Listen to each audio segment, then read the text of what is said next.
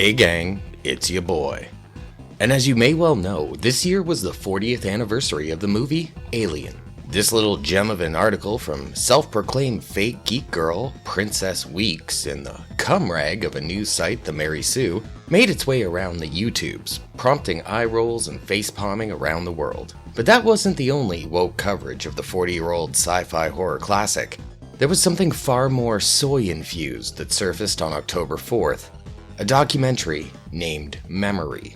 This waste of time was written and directed by Alexandre O. Philippe, who seems to have a penchant for creating documentaries about classic films. Based on what I saw here, I can honestly say I have no interest in watching his other offerings. You see, I was sailing the high seas earlier this month, as you do, and this current year crap popped up. Having watched all the other documentaries about Alien, I settled in for a viewing, hoping to learn something new about a film that still entertains me to this day. The first 40 minutes of the film were okay. I didn't learn anything new from the talking heads paraded throughout it though. Hell, the most influential people in the Alien movie didn't even appear in it. Ridley Scott's previous documentary spots were edited in, so there was nothing to gain from that. Sigourney Weaver doesn't even get a clip. Not to mention the main writer, Dan O'Bannon, and alien designer, H.R. Giger, are dead, so all that we get are interviews with their wives about their memories of the production and their feelings about it and shit. But nothing could prepare me for the woke bullshit that starts to drop halfway through the film. Granted, there were a few red flags wearing problem glasses that should have given me pause, like the appearance of this TYT fool. Every guy gets that moment when a friend hands them the box of old porn, right? And one of the tapes was incest porn. To be clear, these were all grown-ups. It was like the 22-year-old daughter, right? But then you're like, oh, Jesus, it's their dad. And then I'm like, well, I'll just mute it. Stepdaddy 2 Electric Boogaloo here mansplains where O'Bannon stole all his inspiration from for the Alien story in his unappealing voice. But if that wasn't enough, there was this little chunklet. Why is it called the Nostromo? The shuttlecraft is called the Narcissus. Narcissus and Nostromo are both words that are used in book titles by Joseph Conrad. You mean these books? These books right here? Hey, say the title of this book, you opportunistic fucktard. Alien directs our attention or reminds us of the dangers of imperialism and conquest of other places, what we might find in these uncharted regions, especially if we attempt to exploit those regions. How friggin' brave. This soy bag can't stop at the obvious answer that O'Bannon was a fan of Joseph Conrad's books. These books have little to do, from what I can tell, with imperialism or whatever the fuck he said. They're books about ships and stolen treasure though. Nice try, you self-loathing white male. This brings us to the point where I turned off the stream for the first time I watched it. Once they get into the chest-bursting scene. Let's get to those feminist takes, shall we? Listen to this. We now know that Hollywood in the 1970s was a very oppressive place for women. But it was the late 70s, it was changing though. Sigourney Weaver got second billing even though she was not well known at that time and was working alongside much more famous actors. This movie made her. You think about the sexism, the misogyny that was implicit within the industry that made this film. So you're calling Dan O'Bannon and Ridley Scott sexists and misogynists then? Got it. And there's no way of looking at Alien without seeing it as a male fantasy of the kind of oppression that had been being handed out to women over the centuries, a guilt that was part of masculinity in the 1970s and should be part of masculinity now. Wow, that's some grade A primo feminist bullshit right there. Did they take your balls when you joined? There is a way of looking at Alien without seeing male power fantasies. You ready for it, genius? It's called watching a fucking horror movie, you gender-obsessed shit stain. God, how do these people even get through a day? Alien has within it fantasies of male pregnancy, fantasies of male rape. No, there isn't. That's not what that is. An alien species using your body as an incubating chamber for a parasite that will also certainly kill you is not the same thing as getting impregnated or raped, male or otherwise. fantasies of male penetration. Now, Alien was an equal opportunity penetrator. I don't know how explicitly they realized what they were doing.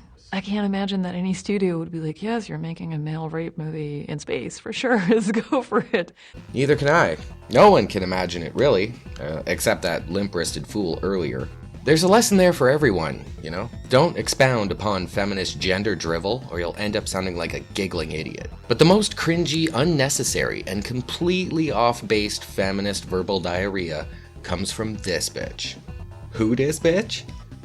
She's an actor in a few horror movies. Hello. Hello. There's a reason for the phrase, as dumb as an actor. Okay, fake geek girl number 2, let's hear it. Alien touched a nerve with a lot of people because it was talking about something that even in 2019, we're still not comfortable addressing. Maybe you should stop talking about it. If it's making people uncomfortable, I mean, it's probably already been dealt with. And if you keep talking about a topic that's already been dealt with, people do start to get a little bothered by the person who keeps bringing it up. The idea that Alien is addressing the guilt that a patriarchal society feels makes perfect sense to me. No, Alien isn't about that. That's just you projecting your crap on this movie and trying to get your cancer message buried deeper into the modern audience's heads. You femtard. You could see her get really excited just before she squeezed in patriarchal society. Ripley was creating in 1979, and it's insane that we don't have that many great female characters since. Oh fuck, Blondie's back. And it's insane that we don't have that many great female characters since.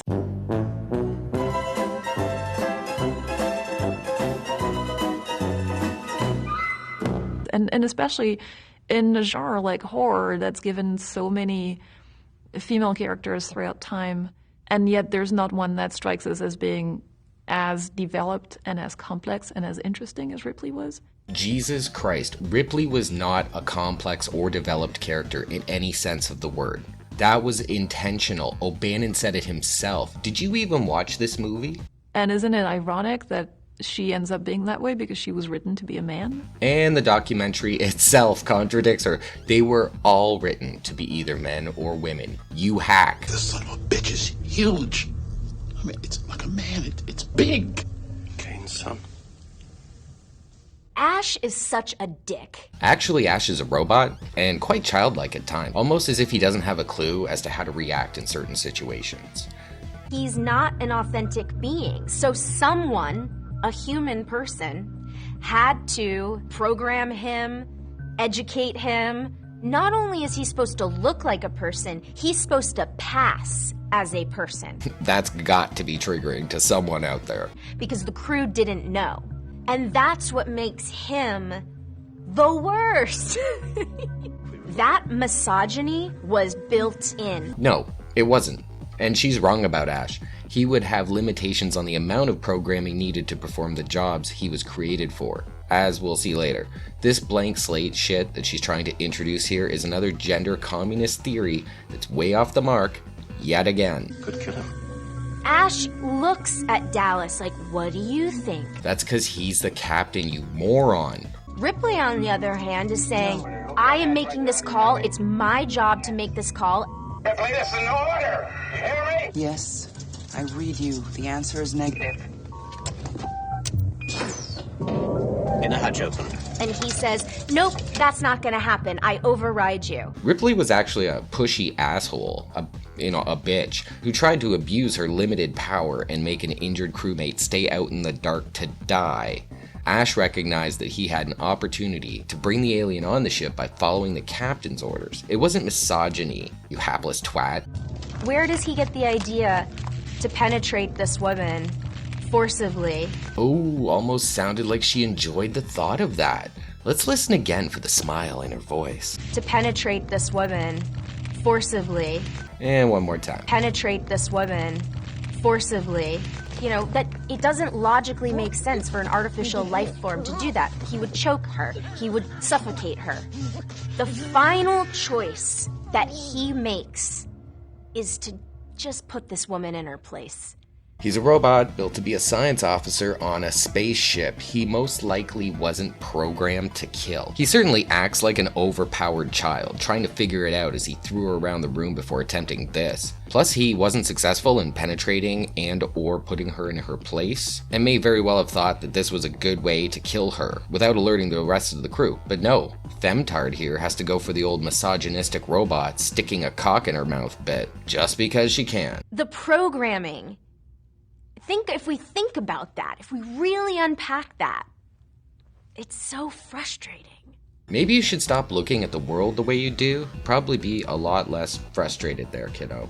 Oh, I hate him. Cringe. There were other soy boys in this film that also tried to make connections between the alien and the oppressed feminine retaliating against men, represented by the Greek furies that inspired some other artists whose paintings were shown to H.R. Giger. But that's the least concerning or interesting rhetoric in this production. In closing, I'd like to rate this film. I give it 1 out of 5 stars for having decent production values. And if you're looking for a decent alien documentary, well, you have a few choices. For a shorter runtime, I'd recommend 1999's The Alien Legacy. And if you don't mind sitting through a longer, deeper dive, The Beast Within, The Making of Alien from 2003 is also a great watch. Now that the movie Alien has been ruined for me, I beg of you, don't buy or watch this 90-minute train wreck of a documentary unless you don't like Alien or you really love woke bullshit, and then go ahead and fuck yourself. But that's it for this video. Leave a like and share it around if you liked it, or leave a thumbs down if you didn't, and show me your disdain in the comments. Check out my links in the description if you'd like to follow me on social media, or support the channel on Subscribestar. Till next time, I've been your boy, Richard RiZzO. Peace out.